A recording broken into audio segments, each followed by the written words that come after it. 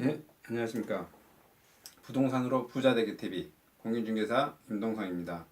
오늘은 그 자산 상승률하고 그 투자 수익률, 내가 뭐 이렇게 부동산을 살 때 그 기준점이 있어야 될 거잖아요. 그래서 그 기준점을 얼마로 이렇게 제시할, 이거 내 마음속에 잡고 투자 행위를 해야 될지, 매입을 들어갈지 말아야 될지, 그거에 대한 판단 기준을 한번 알아보려고 합니다. 네, 이제 부동산을 투자하려고 하면 앞전 시간에 그 자산 상승을 주 목적으로 하는 부동산 종목이 있고, 그 투자 수익률을 주로 하는 종목이 있다고 그랬죠. 근데 그 자산 상승을 주 목적으로 했었을 때, 예를 들어서 뭐 토지라고 하면, 내가 자산 상승을 주 목적으로 내 토지다, 토지를 종목으로 선정했거나 아니면 아파트를 선정해서 할 거예요. 두 가지 가장 많이 하는 거, 또 우수한 상품이니까.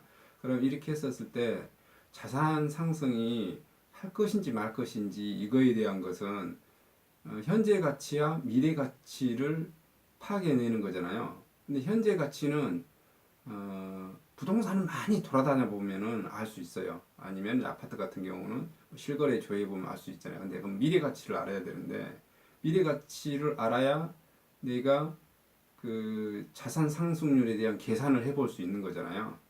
내가 예를 들어서 어떤 토지를 예를 들어서 3억 주고 샀고, 예를 들어서 2년 만에 저게 4억이 될지 5억이 될지 뭐 6억이 될지, 이거에 대한 계산. 아파트로 치자면 내가 3억 주고 산 아파트가 2년 만에 2억이 올라갈 것인지, 이것에 대한 계산을 해봐야 되는데, 이제 솔직하게 말씀드리면 미래의 일은 그 누구도 모르죠. 귀신도 모른다고 말해야 될 거니까, 오직 뭐 10만이 알 수 있지 않나 하는 그런 영역이긴 하지만, 그래도 이 그 미래 가치를 계산해내는 방법은 뭐 수학적인 공식처럼 있는 건 아니지만, 가장 기본적인 방법은 그 대상지, 내가 선택할 부동산의 대상지를 보고 2년 후에 또는 3년 후에 5년 후에 뭐 10년 후에 아무런 변화가 없을 것 같으면 미래 가치는 그 현재 가치 기준에 거의 비슷하다겠죠. 아니면 그 물가 상승률 정도나 반영해서 오르거나 거의 미미하겠죠. 근데 이게 그림상 거기에 학교가 들었을 것 같고 백화점이 들었을 것 같고, 그런 개발 정보가 어, 들린다든지, 또는 뭐 구도심이라면 새로운 역이 뭐 뚫릴 거라든지, 아니면 뭐 새롭게 병원이 크게 대형 병원이 뭐 들어온다든지, 이런 게 다 부동산에 대한 호재거든요. 그럼 그것을 봤을 때 과거의 데이터를 조회해 보면, 야, 저 정도 예를 들어서 대형 병원이 들어오면, 예를 들어서 뭐 1000병상 아니면 500병상 이상 대형 병원이 들어오면 그 주변의 부동산 가격이 얼마 정도 오르더라, 이런 게 과거의 데이터를 어느 정도 조회해 볼 수 있겠잖아요. 그게 이제 기준이 되겠죠. 이에서 이것은 어렴풋한 것입니다. 신도시는 예를 들어서 개발의 규모가 제일 중요하겠죠. 이 개발의 규모가 신도시라는 기준은 100만 평이 기준입니다. 근데 이제 신도시가 아닌 경우, 예를 들어 30만 평을 개발할 수도 있고 50만 평을 개발할 수도 있고 100만 평을 개발할 수도 있고, 어떤 경우는 200만 평을 개발할 수도 있고, 어떤 경우는 예를 들어서 뭐 300만 평을 개발할 수 있겠잖아요. 그 개발의 규모에 따라서 부동산 가격이 오르는 정도는 틀리겠죠, 당연히. 그거에 대한 감안점이 있어야 될 거고, 그 다음에 그 신도시 또는 그러한 지구 단위가 얼마나 빨리 개발되느냐, 개발에 대한 속도. 지진부진하게 되면 당연히 그 집가 상승이나 아파트 속도는 느리겠죠. 거기에 그러한 것은 국가가 얼마나 전폭적으로 지원해 주느냐, 또 그때 당시에 경제 사정이라든지 그것도 반영이 되겠죠. 그다음에 그 기타 한 것은 밑에 학교, 뭐 백화점, 그런 터미널, 뭐 그런 뭐 공원, 이런 거 다 반영된 게겠죠. 근데 구도심은 어느 정도 그런 게 다 갖춰져 있는 상태잖아요. 갖춰져 있는 상태에서 예를 들어서 광주 광역시 같으면 새롭게 2호선이 뭐 뚫린다든지, 이런 거에서 얼마나 이게 반영되어질 건가, 이런 거에 대한 계산이고요. 그래서 솔직하게 명확하게 말씀드리시면 자산 상속률은 우리가 뭐 몇 프로다 이렇게 계산하는 방법은 없어요. 이게 사전에 계산하는 방법이 없죠. 사후에 계산하는 방법은 있겠죠. 내가 지금 살 때 아파트를 3억 주고 샀는데 2년 후에 예를 들어서 5억이 됐다라. 그러면 그때 2년 후에 그 오른 상승분 원래 내 투자 금액 3억에다가 오른 금액 나눠보면 되겠죠. 그 다음에 연 수익률로 계산해 볼 수도 있고, 아니 그냥 총액 수익률로 계산해 볼 수도 있고.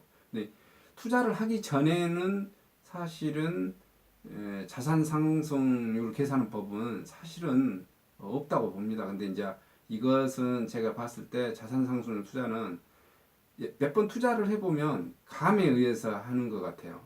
제 친구가 서울에서 예, 아파트를 서울 강남에서 살면서 아파트를 투자하고 원룸을 한 서너 채 가지고 이렇게 하는 것 같아요.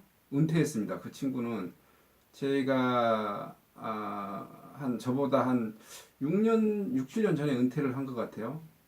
개인 사업을 했었는데, 그리고 지금 하는 일은 그런 아파트를 사고 팔고 또 원룸이나 전부주택을 사고 팔고 이런 거에 그 가장 그런 일을 하거든요. 그래서 부동산 사무실은 매일 출근하고 그 강남 일대 부동산을 통해서 공인중개사들과 정보를 교환하는 게 일입니다. 근데 그 친구는 부동산 투자금을 물어봤는데 투자 수익률 계산법도 전혀 모르더라고요. 오로지 자산 상승만 합니다. 근데 그게 감으로 하는 것 같아요. 왜냐하면 많은 정보를 얻고 보면 여기는 그 중개사들에 대한 체험이겠죠, 체험.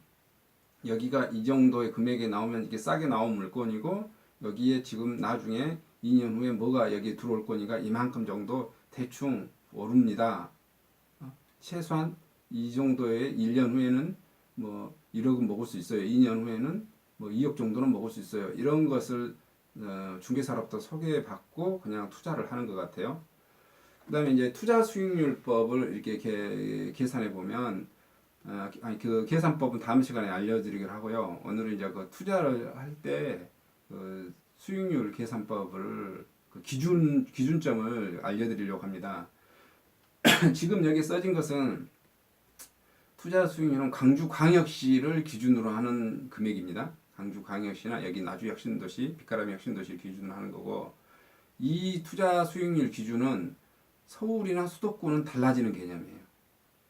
제가 그 서울이나 수도권에서는 많은 물건을 해보지 못해서 정확한 투자 수익률 개념은 잘 모르겠습니다. 근데 이제 광주시 기준으로는 상가 같은 경우는 한 5%에서 6% 정도를 많이 이렇게 광행적으로 투자하시려고 하신 분들이 그 정도 수익은 나와줘야 된다 그래요.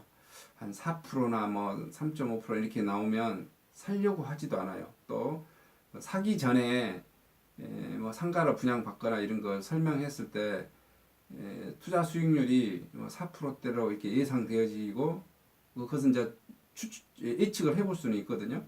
뭐 그것이 100% 맞출 수는 없지만 뭐 주변 시세의 강주 시내에 예를 들어서 한 상가 금액에 뭐 보증금 5천에 올 200이다. 이 정도 감안해서 이 정도 받을 수 있다고 치고 내가 5억짜리 상가를 하나 사면 투자 수익률이 얼마가 나올 거다. 이거 계산하면 이제 나오겠죠.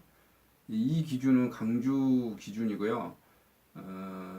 공장이나 창고도 이 정도 기준이거나 이 기준보다 공장이나 창고가 더 줄어도 상관없다고 보여져요. 왜 그러냐면 공장이나 창고는 토지 지분이 엄청 많지 않습니까? 그러니까 나중에 집가 상승에 대한 보상, 자산 상승에 대한 보상이 있기 때문에 이 투자 수익률 더 낮아도 상관이 없을 거고 이 정도 수익률로 봐도 좋겠죠. 그러면 상가가 투자 수익률이 제일 지금 낮고 위로 아래로 내려갈수록 지금 점포주택이 한 10%, 또 그다음에 그 원룸이한 그 주택 있죠. 한 대부분 대학교 근방이라든지 이런 데서 원룸형으로 해가지고 한 16가구 정도 이렇게 뽑아놓고 이렇게 투자를 하시잖아요. 그런 것은 한 12%에서 많게는 한 14%까지 이렇게 벌어보시더라고요. 그다음에 이제 고시원 투자 같은 경우는 한 24%. 24% 수익이면 엄청납니다. 그러면 상가 투자 수익률은 이렇게 낮고 아래로 내려갈수록 투자 수익률이 굉장히 높잖아요. 고시원 같은 경우는 뭐 어마어마하잖아요. 근데 이런 투자 수익률의 기준이 왜 이렇게 되어지냐면 상가는 사실 임차인 맞춰놓고 나면 엄청 편합니다. 할 게 없어요. 임차인이 알아서 다 합니다. 뭐 점포 뭐 이제 관리라든지 이런 거 뭐 본인들이 인테리어 다시 다 하고 자기는 그냥 월세만 받으면 돼요. 거의 뭐 할 게 하나도 없습니다. 이렇다 보니까 그 투자 수익률이 낮습니다. 낮은 거고요.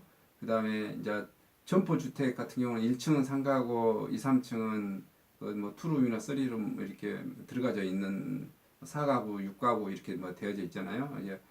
이제 이런 것이기 때문에 상가가 있어서 그 상가가 1층에 변수가 좀 주어지죠. 위치가 좋으면 월세가 많이 나올 거고 위치가 나쁘면 월세가 좀 적을 거고 그 다음에 통상 이게 점포 주택 같은 경우는 그 지구 단위 계획상 그 점포 주택 그 가구 수를 많이 넣어주지 않습니다. 그래서 또 3층에 보통 주인 세대가 거주하는 경우가 많죠. 그러다 보니까 투자 수익률이 좀 덜 나오기도 합니다. 그 다음에 이제 원룸형 주택은 예를 들어서 내가 최대한 많이 빼면 막 19개까지 빼고 그러잖아요. 보통 이렇게 해서 최대한 잘게 쪼개면 대학가 근처에서는 대학생들을 상대로나 아니면 공당 근처 같은 데서 그런 그 투자 수익률에서 한 12%에서 많게는 14%까지 그 다음에 그 이것도 한 대학교 근처겠죠. 특히 대학생들 한 4평 정도 기준으로 원룸형은 한 6평, 8평, 10평 정도 많이 하는 것 같고요. 고시원 기준은 한 4평 정도 많이 하는 것 같아요. 이렇게 해서 한 24%. 서울 같은 데서 고시원 가면 한 평 기준에 한 평이나 1.5평, 2평 기준이 뭐 많습니다. 제가 서울 고시원에서 너무 많이 지내서 답답했을 때 그때 당시 기준이 보통 서울에서 한 평이나 한 평 반 이 정도 기준입니다. 엄청 좁은 공간이죠. 조그마한 침대 하나에 책상 하나면 끝입니다. 이렇게 되어지는데 또 알아야 될 점은 서울로 올라가면 자산 상승률이 제가 높다고 그랬잖아요. 그러니까 이 투자 수익률이 서울로 올라가면 다 떨어집니다. 그리고 예를 들어서 지금 여기는 제가 있는 곳은 빛가람 혁신도시, 광주에 가까운 혁신도시잖아요. 근데 이걸 그 기대감이 엄청 높아서 여기도 이렇게 상가 같은 거 수익률이 낮는데 중소도시로 내려가면 인구 10만이나 지금 목포나 이런 데서 10만, 20만 이렇게 하잖아요. 그런데 가거나 군 단위에 가면은 어떻게 하겠습니까? 투자자들이 투자 수익률을 더 올리려고 해요. 이게 상가를 기준으로 설명하면 군 단위로 하면은 투자 수익률을 8%나 10% 이렇게 달라고 하겠죠. 왜냐하면 불안한 거예요. 임차에 대한 공실률도 많을 거. 그 다음에 거꾸로 서울로 가면 상가에 대한 투자 수익률을 서울 사람들은 얼마까지도 떨어지냐면 3%도 보고 2%도 바라봅니다. 심지어는 1.5%도 바라봅니다. 지금 은행 이자율을 한 1% 정도, 1.5%는 이렇게 바라보잖아요. 그럼 그 정도 수준까지도 내려가요. 근데 그 기준이 뭐냐면 서울에는 돈 많은 사람들이 많고 내가 뭐냐면은 은행 이자 정도만 받아도 내가 이 상가를 보유하고 있거나 내가 이 점포주택을 보유하고 있는데 5년쯤 뭐 지나고 나면 자산 상승률이 예를 들어서 20억짜리가 30억 되어져 있을 거니까 투자 수익률이 나오지 않더라도 그냥 사는 겁니다. 심지어는 제 친구처럼 아예 투자 수익률을 공부도 안 합니다. 아예 어떻게 계산할 방법도 몰라요. 그냥 월세가 있으면 받고 없으면 안 받고 그냥 조금이면 조금인 대로 그냥 하고 거의 그 정도 수준에 의해서 합니다. 쉽게 말하면 우리 아파트 살 때 아파트 투자 수익률이 마이너스 나는 경우도 있잖아요. 그렇게 투자하신 분도 꽤 많이 있습니다. 투자 수익률이 마이너스인데도 대출이자가 예를 들어서 60만 원인데 나는 월세 50만 원 받고 마이너스 10만 원씩 손해보고도 투자를 하잖아요. 그게 왜 그러겠어요? 오르니까 그러겠죠. 그 자산 상승률로 많이 그래서 커버해 나가기 때문에.